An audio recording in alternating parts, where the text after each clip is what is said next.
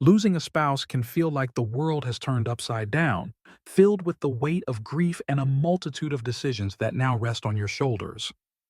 It's understandable to feel overwhelmed and act out of pain or loneliness. However, making choices in these vulnerable moments can lead to regrets and financial strains, making healing more difficult. While grief is a deeply personal journey, there are certain decisions that deserve careful consideration before you say yes. In this video, I'll share 5 things to avoid after losing a spouse, pitfalls that many unknowingly step into, only to realize they weren't truly ready. By understanding these common mistakes, you can safeguard your emotional, financial, and physical well-being during this challenging time. Stay with me as we explore these insights. They are not just about avoiding errors. They're about empowering you to navigate this chapter of your life with clarity, dignity, and the support you truly deserve. Let's begin with the first important lesson. Making hasty financial decisions is a common mistake after losing a spouse.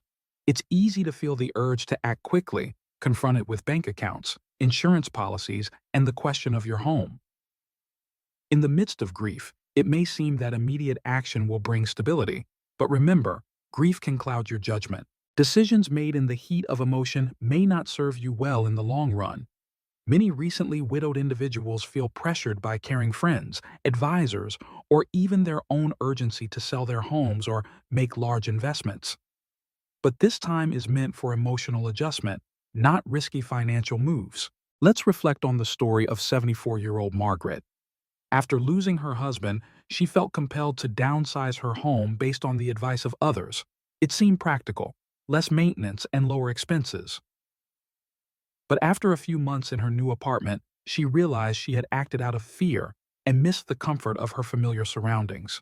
After losing her beloved husband, many well-meaning friends urged her to downsize her home, suggesting it would bring relief from the burdens of maintenance and expenses. It made sense in the moment, so she sold the house filled with memories from their 40 years together and moved to a smaller apartment in a new town. But as the dust settled, she felt the weight of her loss more sharply. She missed her familiar surroundings, her kind neighbors, and the warmth of a home that held her deepest memories. Looking back, she wished she had taken a moment to breathe and reflect before making such a significant change. The vulnerability that comes with grief can often attract predatory financial advice. Newly widowed individuals may face unsolicited investment pitches or pressure from well-meaning friends to make quick financial decisions. It's essential to approach such situations with caution. If someone is rushing you to sign papers or invest money, remember that the best choices are made thoughtfully, not in a hurry. Taking a step back can protect your future from impulsive decisions made in emotional turmoil. During times of grief, the desire to support loved ones can be overwhelming. Generosity towards children, grandchildren, or charities is a beautiful intention, but acting too quickly can lead to future vulnerability. What feels manageable now may not be sustainable later. Before making any significant financial moves, it's wise to consult with a trusted professional who understands your long-term needs. The first year after losing a spouse should focus on stabilizing your life rather than making drastic financial changes. Financial experts often advise adopting the one-year rule, which encourages you to wait at least a year before making irreversible decisions. This time allows you to process your grief and make choices that reflect your true needs rather than immediate emotions. After losing a spouse, the first year should focus on stabilization rather than drastic financial changes. Experts often advise adhering to the one-year rule, suggesting you wait at least a year before making irreversible financial decisions. This time allows for healing and clarity, helping you determine what's best for your future. Remember, losing a spouse is a profound transition, and you don't need the added burden of financial stress. Take your time, seek guidance, and know there's no rush. Clear decisions come from a place of calm, not grief. It's common to retreat into solitude after the loss of a spouse. While it's natural to seek alone time to process grief, completely isolating yourself from loved ones can deepen loneliness and hinder healing. Many fall into the trap of thinking they need more time alone, but isolation can quickly become a challenging cycle. Connection with others is vital for emotional well-being, especially during tough times. When we cut ourselves off for too long, feelings of sadness, anxiety, and even health issues can arise. Consider the inspiring journey of 78-year-old Walter. After losing his wife of 52 years, he withdrew from friends and family, believing solitude would ease his pain. Months went by, and instead of healing, he felt his world grow darker. His days merged into a haze, and he lost his spark for life. It wasn't until a kind neighbor invited him over for coffee that a light began to flicker back into his life. Many individuals in grief may find themselves withdrawing, thinking they simply need more time alone. However, this isolation can quickly spiral into a cycle that's hard to escape. Human connection is vital for emotional health, especially during times of loss. Without it, feelings of sadness and anxiety can deepen, and even physical health can decline. Studies show that prolonged isolation can weaken the immune system and may shorten lifespan, while staying connected, even in small ways, can lighten the emotional load and offer vital support. Loneliness can take a toll on our health, but the power of connection is remarkable. Studies show that social isolation can weaken our immune systems and even shorten our lifespan. On the other hand, staying connected, even in small ways, can lift our spirits and provide the support we need. Consider the story of 78-year-old Walter. After losing his beloved wife of 52 years, he found himself withdrawing from the world, believing that no one could understand his grief. He stopped answering calls, avoided family gatherings, and rarely left his home. Days turned into weeks, and instead of healing, he felt more alone and lost. But one day, a caring neighbor reached out and insisted he join her for coffee. That simple act of kindness sparked a change in Walter's life. What began as one conversation blossomed into a weekly coffee date, and eventually a small routine of reconnecting with friends.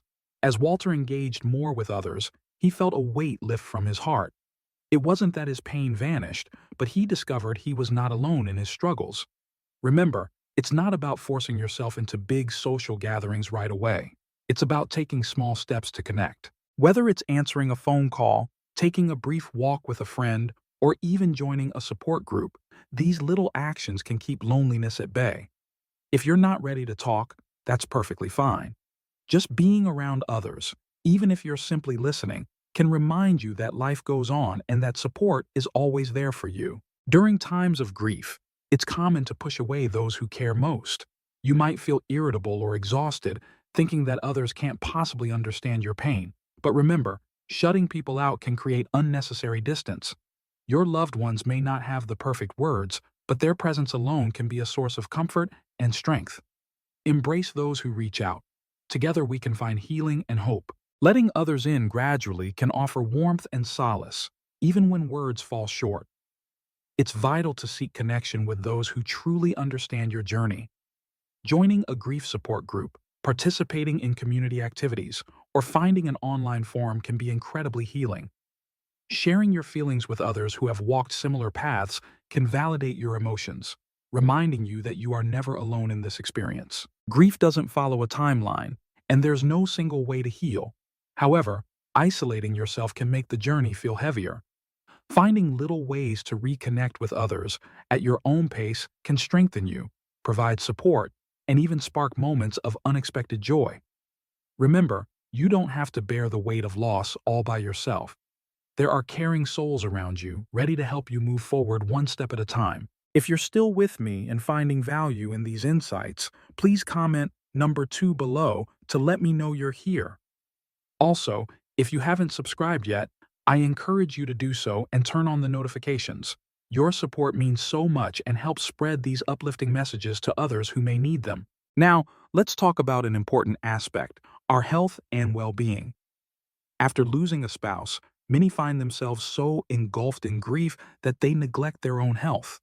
It's easy to miss doctor's appointments, skip meals, or let daily routines slip away during such a painful time. Some even feel guilty for taking care of themselves, as if prioritizing their health diminishes their love or grief. However, neglecting your well-being won't bring you closer to your loved one. It only makes the path forward more challenging. Grief can impact the body in surprising ways, increasing risks of heart issues, weakened immune function, and even cognitive decline. The stress of grief can lead to high blood pressure, disrupted sleep, and altered appetite. Some may lose interest in food, while others find solace in unhealthy comfort foods. Over time, These changes can take a significant toll on both physical and mental health. It's essential to understand that healing doesn't happen overnight. Take the inspiring story of 81-year-old James. After losing his beloved wife, he stopped cooking for himself, telling himself he simply wasn't hungry. When he did eat, it was usually quick, processed meals. As weeks passed, he felt weaker, struggled to sleep, and battled constant fatigue. Noticing the changes, his daughter encouraged him to start eating regular meals again, even if he didn't feel up to it. With small adjustments, like preparing simple, nutritious foods and staying hydrated, James discovered a remarkable transformation. His energy returned, his mood lifted, and he found himself better able to navigate the emotions of grief. Remember, self-care is about nurturing your mind and body in every way possible. Embracing movement, restful sleep, and nurturing emotional health is vital, especially after losing a spouse. Many find it challenging to stay active without a partner by their side.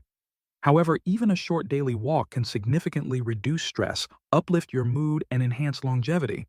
Consider joining a local walking group or exercise class, where you can enjoy both physical benefits and the warmth of social connections. It's also easy to overlook routine medical checkups during tough times. Many widows and widowers find themselves delaying doctor visits due to feeling overwhelmed. Yet, this is precisely when prioritizing your health becomes essential. If it's been a while since your last appointment, now is the perfect time to reach out and get the care you deserve. Regular checkups and managing your health can have a remarkable impact on your physical and emotional well-being. Remember, mental health is just as important as physical health. Grief can lead to feelings of depression, anxiety, and helplessness, especially when combined with isolation. If you find yourself struggling, don't hesitate to seek support. Talking with a counselor, joining a grief support group, or confiding in a trusted friend can provide the comfort and reassurance you need. You're not alone in this journey, and seeking help is a courageous step toward healing. Your spouse would have wanted you to take care of yourself. Honoring their memory means continuing to live fully and finding moments of peace and strength. It's okay to grieve and to take your time, but amidst the sorrow, remember that your health is a priority. You are still here, and your well-being deserves protection and nurturing. One of the challenges many face after loss is the temptation to rush into a new relationship. The void left by a spouse can feel insurmountable, and the longing for companionship may seem like a solution to the loneliness. While seeking connection is natural, it's important to take the time to process your grief before diving into something new. Rushing into relationships can lead to confusion and heartache. Grief has no set timeline, and everyone heals at their own pace. Some find themselves ready to date again sooner than others, while many need years to navigate their feelings. When emotions are raw, entering a relationship for the wrong reasons, like trying to replace what was lost or escape pain, can lead to further challenges. The feelings of loss can create a deep yearning for comfort, yet rushing into major romantic decisions can lead to further heartache and confusion. Grief has no set timeline, and healing is a personal journey that takes different shapes for everyone. Some may take years before considering dating again, while others may find themselves ready sooner. But when emotions are raw, the risk of seeking companionship for the wrong reasons can be significant. Consider Barbara, a 72-year-old who lost her husband of nearly 50 years. Just months after her loss, she met someone through a friend and quickly found herself in a new relationship. Initially, it provided the companionship she craved, someone to talk to share meals with, and to distract her from the profound loneliness. However, as time passed, she realized she wasn't truly ready. The relationship progressed too quickly, leaving her feeling overwhelmed. Barbara eventually recognized the importance of taking a step back for her own well-being. Reflecting on her experience, she wished she had allowed herself more time to heal before diving into such a significant decision. A new relationship should blossom from a place of genuine connection, not simply as a means to escape the pain of loss. After decades spent with a spouse, those shared memories and routines run deep. Jumping into a new relationship before truly processing that loss can create unfair comparisons and unrealistic expectations. It's common for widows and widowers to grapple with conflicting emotions, wanting to embrace new beginnings while feeling as if they are betraying the memory of their loved one. These emotions are natural and deserve to be acknowledged and worked through before embarking on the next chapter of life. It's completely natural for widows and widowers to grapple with mixed feelings. The desire to move on while feeling torn about the person they lost. These emotions are valid and must be acknowledged. They pave the way for healing before embarking on new relationships. It's crucial to recognize the potential pitfalls that can come with vulnerability during such a fragile time. Sadly, there are individuals who may take advantage of those who are grieving, offering seemingly kind support but harboring ulterior motives. Therefore, trusting your instincts and taking your time is vital. If someone is pressuring you with quick commitments or steering you away from your support system, those are signs to heed. This doesn't mean love or companionship should be avoided forever. Many find meaningful connections later in life. The most fulfilling relationships arise when both people are genuinely ready, having made their decision from a place of healing rather than desperation. Allowing time for reflection and rediscovering who you are can profoundly influence your next steps. If you decide to date again, proceed at your own pace.